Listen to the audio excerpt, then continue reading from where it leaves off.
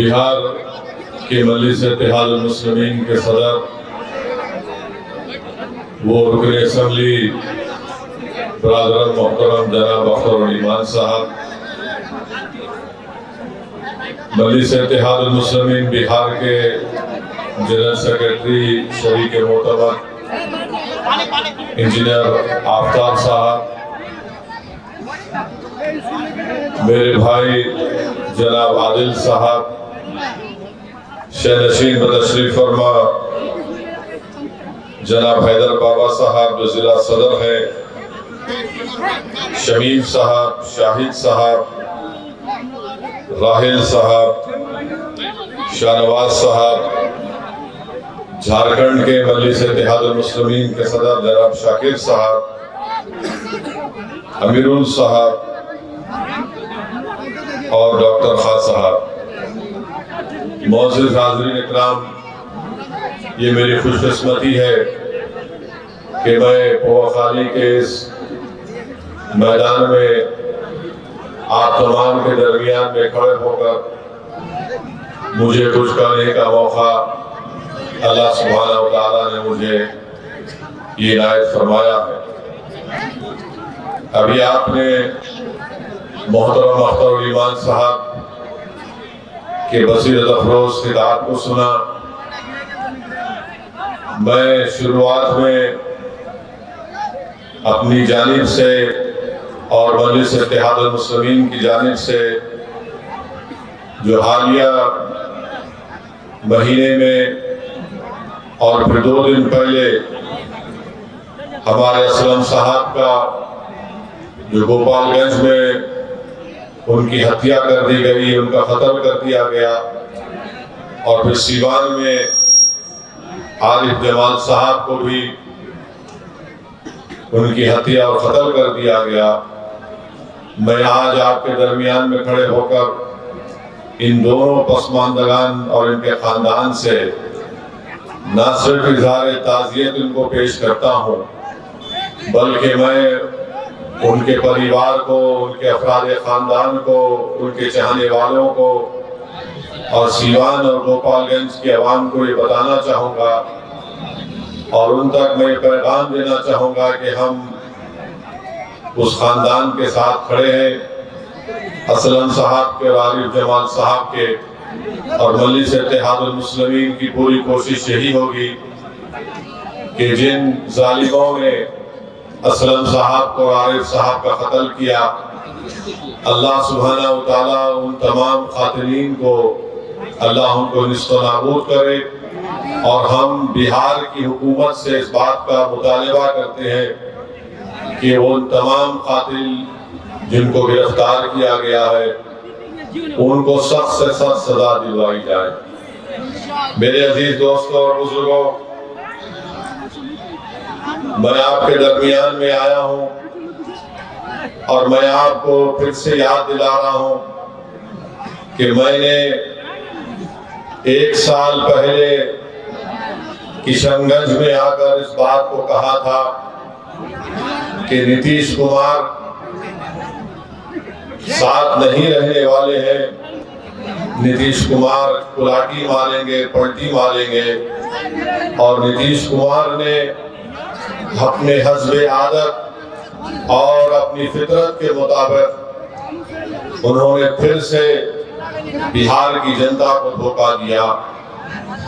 जब विधानसभा के चुनाव चल रहे थे, मैं आपको याद दिलाना चाहूंगा, मैंने कई मर्तबा आपके दरमियान में खड़े होकर कहा कि इन पर भरोसा मत करिए, अपने वोट को जाय होने मत दीजिए।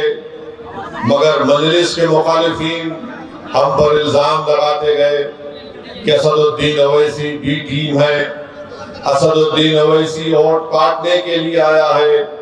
मगर मेरे अजीज दोस्तों और बुजुर्गों, मेरी इज्जतदार माँ और बहनों, मेरे गयूर नौजवानों, बताओ, जब मैं आपसे कह रहा था, क्या वो बात आज सच नहीं निकली? जिसको आपने भरोसा कर उसको वोट दिया, उसने एक मर्तबा नहीं कई मर्तबा आप लोगों को ठगा है।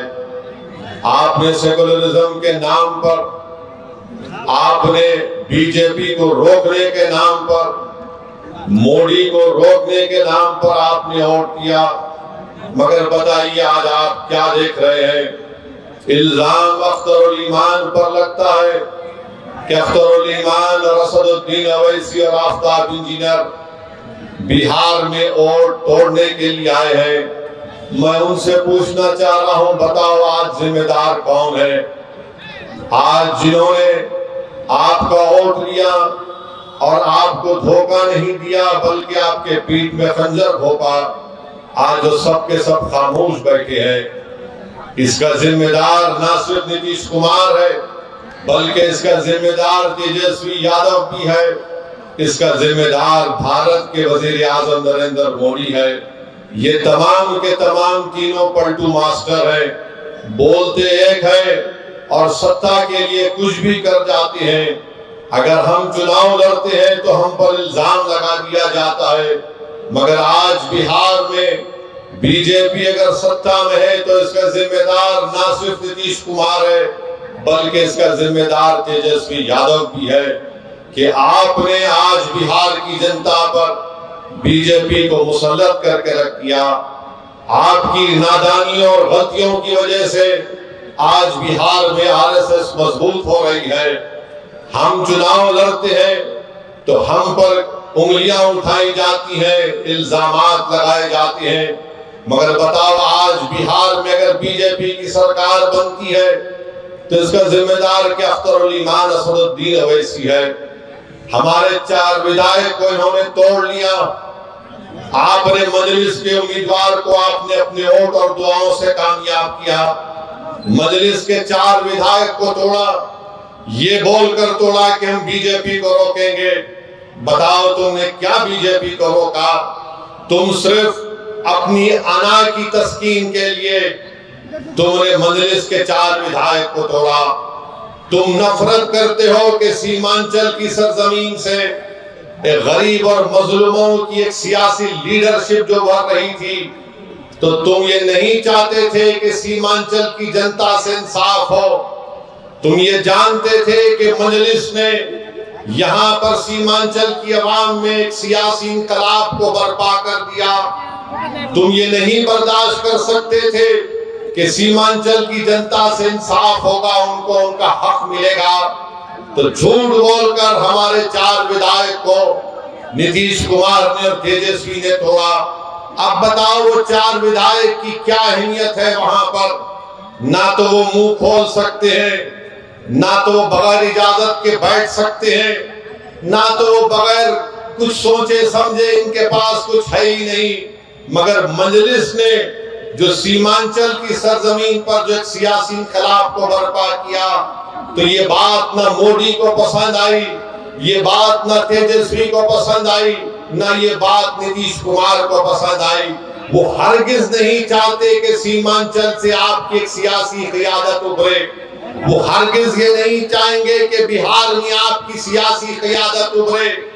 बिहार में ये पैगाम दे दिया गया, बिहार में, भाई साहब रुकिए, बिहार में सिर्फ यही चाहते हैं कि यादवों का नेता हो, कोई गुनाह नहीं है। बिहार में कुर्मी कुशवाहा का नेता हो, कोई गुनाह नहीं है।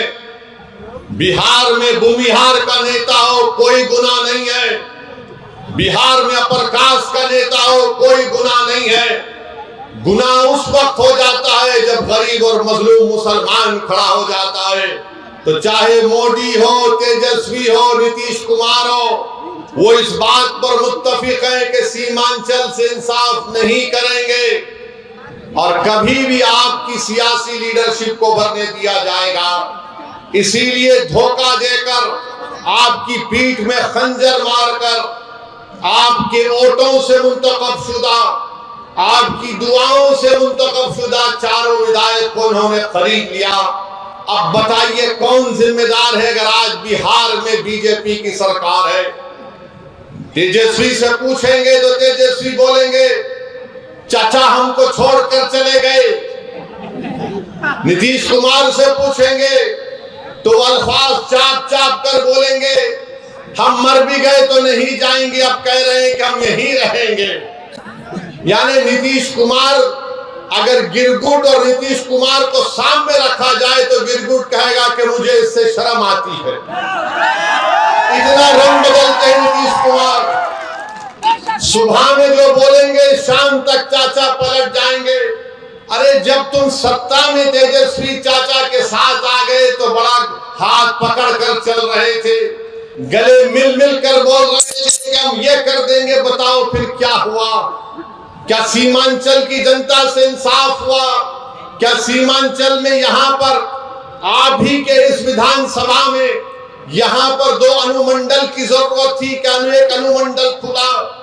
10वीं जमात के इम्तिहानात चल रहे, हमारे बच्चों को तकलीफ होती है, यहाँ की जनता को तकलीफ होती है, मगर सिर्फ खेल सत्ता का है और सिर्फ कोशिश यही होगी कि कहीं से भी किधर से भी सीमांचल की जनता से इंसाफ ना हो। मैं पहले भी आपसे कहा और आज फिर कह रहा हूं मेरे भाई, जब तक अल्लाह असदुद्दीन ओवैसी को जिंदा रखेगा मैं सीमांचल की लड़ाई लड़ता था, लड़ रहा हूं और इंशाअल्लाह ताला लड़ता रहूंगा। सीमांचल की आवाज कभी खत्म होने वाली नहीं है। अगर तेजस्वी और नीतीश ये समझते हैं कि हमारे 4 विधायकों को तोड़कर तुमने सीमांचल की आवाज को खत्म करके रख दिया, मैं बताना चाह रहा हूं नरेंद्र मोदी को, नीतीश कुमार को, तेजस्वी को, सीमांचल की आवाज कभी खत्म होने वाली नहीं है। तुम तीनों इस बात को सुन लो, जब 2024 के लोकसभा के इलेक्शन होंगे तो इंशाअल्लाह ताला भारत की सबसे बड़ी पंचायत लोकसभा में सीमांचल की जनता अपने इंसाफ के लिए, अपने मान और सम्मान के लिए, अपनी गीरत के लिए सीमांचल की जनता इंशाअल्लाह ताला अख्तरुल ईमान को यहां से अपना एमपी बनाकर लोकसभा में बुलाएगी और अख्तरुल ईमान सीमांचल जिंदाबाद का नारा लगाएगा, लोकसभा में सीमांचल के इंसाफ की बात करेगा। अरे बताओ तुम कब तक धोखा दोगे सीमांचल की आवाम को? तुमने क्या किया? बोलते हैं कि हमने विकास किया, बताओ वो उर्दू टीचर का मसला 2012 से चल रहा है, तुमने कौन सा विकास किया हमको बताओ। तुमने क्या उर्दू टीचर को भर्ती किया? नहीं किया आपने। मेरे भाई आज आप देखते हैं कि देश में, मुल्क में किस तरह का माहौल है, फिरका परस्ती अपने रूज पर है। नरेंद्र मोदी ने भारत की राजनीति से मुस्लिम अक़लियत को बिल्कुल ही दूर करके रख दिया। आपकी आवाज कहां है बताओ? आपकी आवाज कहां पे आपको नजर आती है? ये आपने जिसको अपना एमपी बनाकर कामयाब किया, क्या आपने कभी इसकी जबान से सुना भारत की पार्लियामेंट में सीमांचल की आवाम से इंसाफ होगा? क्या तुमने कभी सुना कि इसने कभी पार्लियामेंट में उठकर एक लफ्ज कहा बाबरी मस्जिद का? अरे जो मुझ पर इल्जाम लगाते, मैं तुमको चैलेंज कर रहा हूं, तुम कल प्रेस कॉन्फ्रेंस करके बाबरी मस्जिद का नाम ले लो। तुम कल प्रेस कॉन्फ्रेंस करके कह दो कि 6 दिसंबर 1992 को भारत के संविधान की धज्जियां उड़ाई गई थी। नहीं बोलेंगे।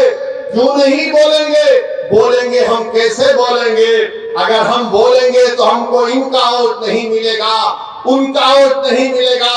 अरे बताओ, जब चुनाव आ जाते हैं तो हमारे गली कूचों में, हमारे गांव में, हमारे घर पर आकर हमसे कहते हैं कि सेकुलरिज्म के को जिंदा रखने के लिए आप हमको वोट दो। मैं आपसे पूछना चाह रहा हूं मेरे अजीज दोस्तों, मेरी इज्जतदार माँ और बहनों, बताओ अगर नीतीश कुमार का नाम असदुद्दीन ओवैसी होता तो तुम क्या करते?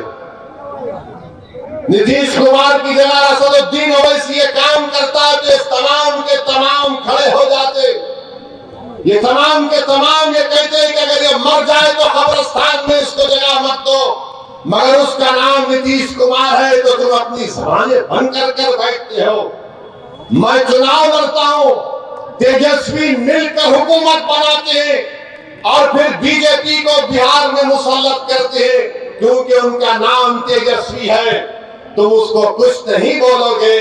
अरे मेरे भाई, यही तो हम आपको बताना चाहते हैं, यही इनकी नाइंसाफी है, यही इनका आपसे कोई मोहब्बत नहीं, ये नफरत करते हैं आपसे। इसीलिए हम आपसे अदबन गुजारिश करने आए हैं कि आप इस बार आने वाले लोकसभा के चुनाव में अपने वोट का सही इस्तेमाल करिए, अपनी लीडरशिप को बनाइए। बीजेपी के पास 306 एमपी है, एक भी मुस्लिम अक़लियत का एमपी नहीं है। राजद के कोई एमपी नहीं है। कांग्रेस में है कितने, एक ही है उनके खाली 50। मगर बताओ फिर आपकी आवाज कौन उठाएगा? कौन आपके हक के लिए लड़ेगा? कौन तुम्हारी मस्जिदों की हिफाजत की आवाज उठाएगा? कौन तुम्हारी शरीयत की मदाखलत के अगर होगी तो उसके खिलाफ खड़ा हो जाएगा? कौन अगर किसी बिल्किसबानों को अगर नाइंसाफी होगी तो कौन उसकी आवाज उठाएगा? कौन सीमांचल की लड़ाई लड़ेगा? याद रखो, सीमांचल की ये लड़ाई अख्तरुल ईमान से हटकर कोई नहीं लड़ सकता। मैं जिम्मेदारी के साथ आपसे कह रहा हूं, अगर आप मुत्तहिदा तौर पर अपने वोट का इस्तेमाल करेंगे तो इंशाअल्लाह ताला यकीनन किशनगंज से मजलिस इत्तेहादुल मुस्लिमीन का उम्मीदवार आपके दुआ और वोटों से यहां से मेंबर ऑफ पार्लियामेंट बनकर इंशाअल्लाह ताला जाएगा। बीजेपी अब खुलकर कह रही है, देश के प्रधानमंत्री तो अब तो बड़े पुजारी भी बन चुके हैं वो, माशाअल्लाह से हर चीज वो कर लेते हैं। माने कहां कहां आप देखते हैं, अब वो कह रहे हैं कि 370 सीट पर जीतेंगे। मेरे भाई, क्या ये नाम निहाद सेकुलर पार्टियां रोक पाएंगी बीजेपी को? क्या ये रोक पाए 2014 में? मैं जब सवाल करता हूं 2014 में हमारे कितने पार्लियामेंट की सीट लड़े? 2 लड़े। 2019 में हम 3 लड़े। भारत की पार्लियामेंट में 540 लोकसभा की सीटें हैं, मगर हर एक की जबान पर क्या होता? ओवैसी है, ओवैसी खड़ा हो गया। इनको मेरे इलेक्शन लड़ने से ज्यादा इस बात का इनको डर है कि ये आज खड़ा हो रहा है तो कल ये हजारों लाखों को हमारे खिलाफ खड़ा कर देगा। इसीलिए इनको डर होता है। ये नहीं चाहते कि कोई इनके सामने खड़ा हो, वो सब के सब यही चाहते हैं कि तुम सिर्फ दरी बिछाओ, तुम इनके घर में जाओ तो अपनी चप्पल और जूता उतार कर सर को झुकाकर नीचे बैठ जाओ। मैं तुमसे कह रहा हूं मेरे भाई, भारत का संविधान सबको बराबरी का हक दिया है। हम ना किसी के सामने झुकेंगे, ना किसी से भीख मांगेंगे। संविधान ने जो कहा है कि बराबरी मिलनी चाहिए, इंसाफ होना चाहिए, यही लड़ाई मजलिस इत्तेहादुल मुस्लिमीन लड़ रही है। तो ना ये बात मोदी को पसंद आती है, ना ये बात तेजस्वी यादव को पसंद आती है। और नीतीश कुमार तो माशाल्लाह मैं सुनता हूं, नहीं मालूम अख्तर भाई सही बोलेंगे, अभी अब शाम के 5 बज रहे हैं तो नीतीश कुमार बोलते नहीं सुबह के 5 बज रहे हैं। नहीं मालूम, ऐसा कुछ सुनने में आया, नहीं मालूम ऐसा कुछ सुनने में आता है। सच क्या है झूठ क्या है मुझे नहीं मालूम, मगर मेरे भाई, मेरे बुजुर्गों, मेरी इज्जतदार माँ और बहनों, देश में जो माहौल पैदा किया जा रहा है, इस माहौल को रोकना है आपको। इस माहौल को आप सिर्फ जज्बाती तकारीर और नारों से नहीं रोकेंगे। इस माहौल को अगर आपको रोकना है तो आपको अपनी लीडरशिप को मजबूत करना पड़ेगा। ये जो नफरत का माहौल पूरे देश में पैदा कर दिया गया कि अगर कोई तकरीर करता है मौलाना, कोई शेर पढ़ता है मौलाना, तो उठाकर उसको जेल में डाल दिया जाता है। मैं पूछना चाहता हूं गुजरात की सरकार से कि तुमने एक मौलाना को पकड़कर मुंबई से पकड़कर गुजरात लेकर गए, मगर वही गुजरात में कई ऐसे वीडियो हैं जहां पर ये जालिम लोग वीडियो में आकर कहते हैं कि मसदुद्दीन ओवैसी को गोली मार देंगे, इसकी जबान को काट लेंगे, इसकी सर को काट देंगे, मगर उनको कोई हाथ नहीं लगाया जाता। मगर कोई एक शेर पढ़ देता है तो उस अशार के गलत माने निकालकर मुंबई से मौलाना को लेकर चले जाते हैं। 3-3 मुकदमे उन पर बुक कर दिए जाते हैं। मगर हम बीजेपी के लोगों से कहना चाह रहे हैं, तुम क्या कर सकते? तुम सिर्फ जानी को ले सकते हो ना, तुम जानी को ले सकते हो और क्या कर सकते हो? अगर मेरे मुकद्दर में जो लिखा अल्लाह ने लिख दिया वो तो पूरा होकर रहेगा। मगर जब तक हम जिंदा रहेंगे हम बातिल को बातिल कहेंगे, हम बातिल से समझौता नहीं करेंगे, हम बातिल को खुश करने के लिए अपनी पॉलिसी को लचकदार नहीं बनाएंगे। हमारा काम यह है मेरे अजीज दोस्तों और बुजुर्गों कि हम हक को कामयाब करें और हक की कामयाबी का राज आपका इत्तेहाद है। याद रखिए, कब तक आप सेकुलरिज्म के नाम पर ठगे जाएंगे? कब तक आप सेकुलरिज्म के नाम पर इनको वोट देंगे और वो बीजेपी को बिहार में सत्ता देंगे? मैंने 2015 में भी कहा था तुमसे, मगर तुमने मेरी बात पे यकीन नहीं किया।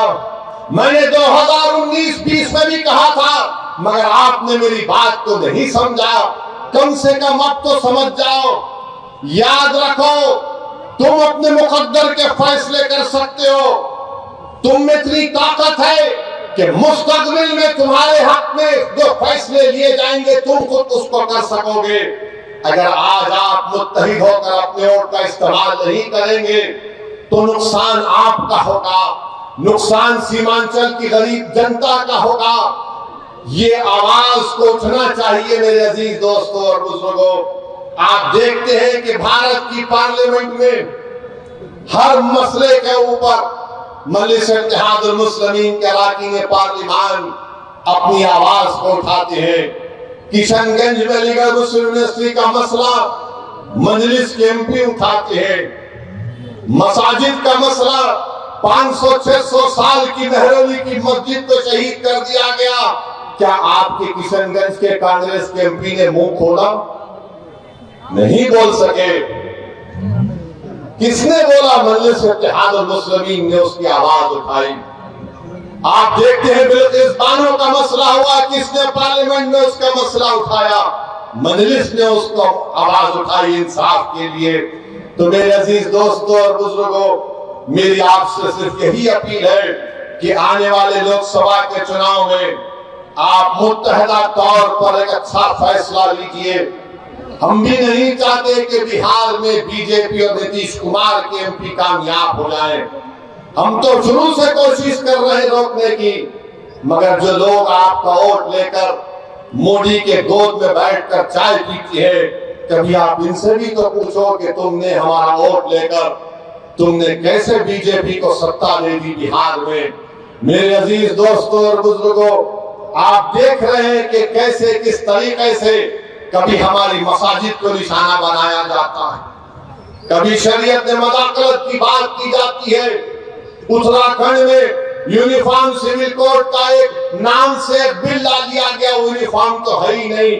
अब नहीं मालूम नीतीश कुमार क्या करने वाले हैं। बीजेपी के साथ मिलकर बैठे हैं। यहाँ पर फसाद हुआ था 1 साल पहले, 100 साला मदरसे को जला दिया गया। मैं तुमसे पुकार कर कह रहा था, कहाँ वो सेकुलरिज्म के दावे करने वाले, कहाँ है तेजस्वी यादव? 100 साल के मदरसे को जला दिया गया, कोई आवाज नहीं उठी। एक 12 साल के बच्चे को सीवान में पकड़कर उसको 8 दिन जेल में डाल दिया गया, किसी ने आवाज नहीं उठाई। मैं कह रहा था, पुकार रहा था। मेरे भाई याद रखो, अगर तुम्हारे लिए कोई लड़ने वाला नहीं होगा तो जुल्म जारी रहेगा। हमारे वतन अजीज की हकीकत यही है कि जब तक तुम्हारी आवाज नहीं होगी तुम्हारा कोई दुसाने हाल नहीं हो सकता है। जब तक तुम्हारा नेता नहीं होगा कोई तुम्हारा काम नहीं कर सकेगा। आप बताइए, इतनी बड़ी तादाद में सर्वे हो गया, का सेंसस हुआ, जो अख्तर भाई ने मुझे यहाँ पर बताया कि इतना बड़ा सर्वे यहाँ पर हुआ सुरजापुरी बिरादरी का। अख्तर भाई ने बताया कि सुरजापुरी बिरादरी 24 लाख है। और उनको नौकरी मिलनी चाहिए 38,000 के करीब, और उनको नौकरी मिली सिर्फ 15,350। क्या सुरजापुरी भाइयों ने कि फिर फैसला कर लेंगे कि तुम इनको वोट दोगे? सोचो आपको मैं बुरा लगता हूं ना, इनकी मेरी बात बुरी लगती है तो ये तो गवर्नमेंट कह रही है, ये मैंने अपने घर से बनाकर नहीं लाया हूं, ये बिहार सरकार का डेटा आदादोशुमार है। हमारे शेरशाहबादी भाई जिनकी आबादी 13 लाख है, उनको नौकरी मिलनी चाहिए 20,421 और नौकरी उनको मिली सिर्फ 5,734। मैं हमारे गयूर शेरशाहबादी भाइयों से पूछना चाह रहा हूं, तुम किसको अपना जिम्मेदार खड़ा करते हो? मेरे भाई कुलैया भाइयों की आबादी 12 लाख है, उनको नौकरी मिलनी चाहिए 12,904 और नौकरी मिली 6,750। अब कौन क्या करोगे तुम? ये जो दलाल फिरते हैं हमारी कौम के दलाल, अरे दलालों अभी तो अपना मुंह काला करके घर में बैठ जाओ। बरसों से धोखा दिया गया है, बरसों से धोखा दिया गया। ये मैं नहीं कह रहा हूं, बिहार सरकार कह रही है। सुरजापुरी बरादरी को नौकरी नहीं मिलेगी तो सेकुलरिज्म की कामयाबी है। शेरशाहबादी को नौकरी नहीं मिलेगी तो क्या मोदी को रोका जा रहा है? कुल्हिया बरादरी को हिस्सा नहीं मिल रहा है मगर तेजस्वी मुख्यमंत्री बनेगा? अरे शर्म करो, अपने बाप का नाम मिर्जावली मत करो। अगर अभी भी तुम्हारे दिलों में जो धोखा देकर चले गए, अगर तुम्हारे दिलों में गीरत बरकरार है तो सोचो कि किससे धोखा हो रहा है। वोट तुम्हारा मगर राज किसी और का हो रहा है। कितना वोट लिया सुरजापुरी भाइयों का, कुल्हिया भाइयों का, शेरशाहबादी भाइयों का, और क्या मिलता है? कुछ नहीं मिलता, सिर्फ वादे मिलते हैं और चुनाव आएगा तो बोलेंगे सेकुलरिज्म को जिंदा रखो। सेकुलरिज्म को जिंदा रखने का मतलब यह है कि या तो तेजस्वी को मुख्यमंत्री बना दो या नीतीश को बना दो और तुम घर में जाकर रोज अपनी तबाही और बर्बादी के नजारों को देखते रहो। चुनाव आएगा तो बोलेंगे वैसी वोट काटने आया है, इसको वोट मत दो। तो उसका मतलब यह है कि सीमांचल में नाइंसाफी जारी रहे, लाखों एकड़ जमीन पानी के बहाव में कट जाए, किसानों को उनका हक ना मिले, हमारे बच्चे और बच्चों को स्कूल और कॉलेज ना मिले। मेरे भाई, ये सच्चाई आपको बयान कर रहा हूं, इसीलिए तो सब के सब हम पर गाली लगाते हैं, हम पर इल्जाम लगाते हैं। मैं सच्चाई को तुम्हारे सामने बयान कर रहा हूं। मैं पोखाली की जनता से और बहादुरगंज की जनता से अपील करने आया हूं, ठाकुरगंज की जनता से अपील करने आया हूं कि आप अख्तरुल ईमान को मजबूत करिए। जब मैं ये कह रहा हूं सुनिए, मैं ये नहीं कह रहा हूं कि अख्तरुल ईमान की जात को मजबूत करो, मैं तुमसे नहीं कह रहा हूं कि ओवैसी को मजबूत करो, मैं ये कह रहा हूं कि अपने आप को मजबूत करो। और मजबूती कैसे होगी? जब आप अपने वोट का सही इस्तेमाल करेंगे। आप देख नहीं रहे कि कितने बड़े बड़े नेता कांग्रेस के बीजेपी में चले गए। महाराष्ट्र का मुख्यमंत्री रहा अशोक राव बीजेपी में चला गया। बोलो उसके बारे में, बीटी नहीं बोलते उसको। कितने भाग भाग कर बीजेपी में जा रहे हैं, उनको कोई कुछ नहीं बोलेगा। मगर जब ओवैसी आकर सीमांचल जिंदाबाद, सीमांचल इंसाफ की बात करता है तो इनके पेट में दर्द शुरू हो जाता है। जब अख्तरुल ईमान बिहार की विधानसभा में गरीब और मजलूमों की आवाज बनकर उनके हक की बात करता है तो उनको पेट में दर्द शुरू हो जाता है। तेजस्वी यादव को जरा सोचना चाहिए था कि जब तुमको मजलिस की जरूरत पड़ी तो अख्तरुल ईमान को बुलाया और बोला कि अख्तर भाई हमारा साथ दे दो। तेजस्वी, तुमने जो 4 गुलाब जामुन समझकर हमारे विधायक को खा लिया, वो हजम कर गए तुम उनको? क्या किया तुमने उन 4 का? कहां मुंह दिखाने के काबिल नहीं रहे वो लोग। आज अख्तर अली खान से कह रहे, अरे हमने पहले दिन से कहा था कि हम बीजेपी से कभी समझौता नहीं करने वाले, हम कभी समझौता नहीं किए, ना करेंगे कभी इंशाअल्लाह ताला। दो मरतबा नीतीश कुमार को तुमने मुख्यमंत्री बनाया और दो मरतबा नीतीश कुमार ने बिहार की जनता को धोखा दिया और बीजेपी को सत्ता दी। मगर बताओ, इनकी जबानें बंद है, जबानें बंद है, कुछ नहीं कहते। मगर मेरे अजीज दोस्तों और बुजुर्गों, हम आपसे सिर्फ यही अपील करने आए हैं कि आने वाले लोकसभा के चुनाव में नरेंद्र मोदी के 370 का वो दावा कर रहे हैं, उसको रोकने के लिए, सेकुलरिज्म को हकीकी कामयाबी दिलाने के लिए, सीमांचल में इंसाफ की लड़ाई लड़ने के लिए, बिहार के गरीब और मजलूमों के ताकतवर आवाज को पार्लियामेंट में पहुंचाने के लिए, वतन अजीज के गरीब और मजलूम अक़लियतों की आवाज को बिहार से पार्लियामेंट तक भिजाने के लिए हम आपसे ये अपील करने आए हैं, गुजारिश करने आए हैं कि आप अब की बार मजलिस को वोट दीजिए। जो लोग सेकुलरिज्म की बात करते हैं वो सिर्फ तुम्हारा वोट लेना चाहते हैं और उसके बाद वो बीजेपी को इख्तियार देना चाहते हैं। तो हम आपसे अपील कर रहे हैं कि आने वाले लोकसभा के चुनाव में आप मुत्तहिदा तौर पर अपने वोट का इस्तेमाल करते हुए अपनी आवाज को लोकसभा तक भिजाइए ताकि आपके इत्तेहाद।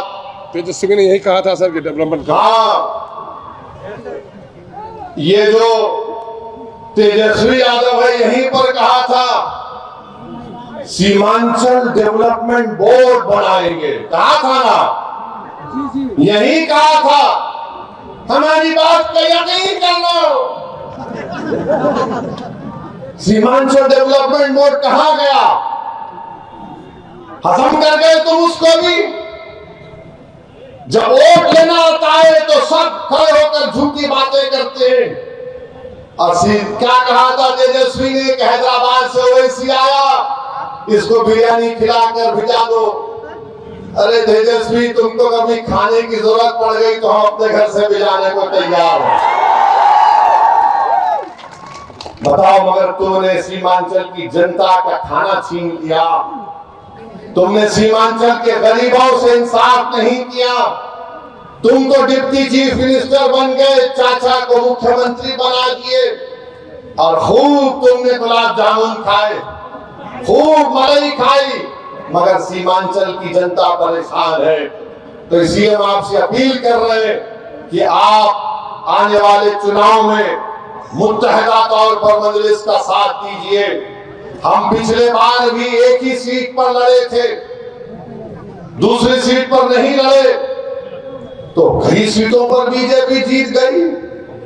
मगर अब की बार इंशाअल्लाह ताला किशनगंज भी लड़ेंगे और भी कई पार्लियामेंट की सीट पर इंशाअल्लाह ताला हम सोच और विचार कर रहे हैं, क्योंकि हम जान चुके हैं कि तुम बीजेपी को नहीं रोक सकते। मोदी को अगर कोई रोक सकता है तो इंसाफ पसंद लोग रोक सकते हैं। ये मिलावटी, ये मिलावे लोग नहीं रोक पाएंगे। ये कभी भी किसी भी कीमत पर आपका सौदा कर जाएंगे। तो हम आपसे अपील कर रहे हैं कि अपने मुत्तहिद रहिए, मजलिस को मजबूत रखिए, क्योंकि मगरिब का वक्त भी होने जा रहा है। हम आपसे इजाजत चाहते हैं और फिर से आपसे कह रहे हैं कि यकीन जान लीजिए कि जब तक अल्लाह सदुद्दीन ओवैसी को जिंदा रखेगा हम सीमांचल की इंसाफ की लड़ाई लड़ते रहेंगे। तो हमारे साथ नारा लगाइए, सीमांचल जिंदाबाद, सीमांचल जिंदाबाद, जिंदाबाद जिंदाबाद, सीमांचल जिंदाबाद। अस्सलाम वालेकुम।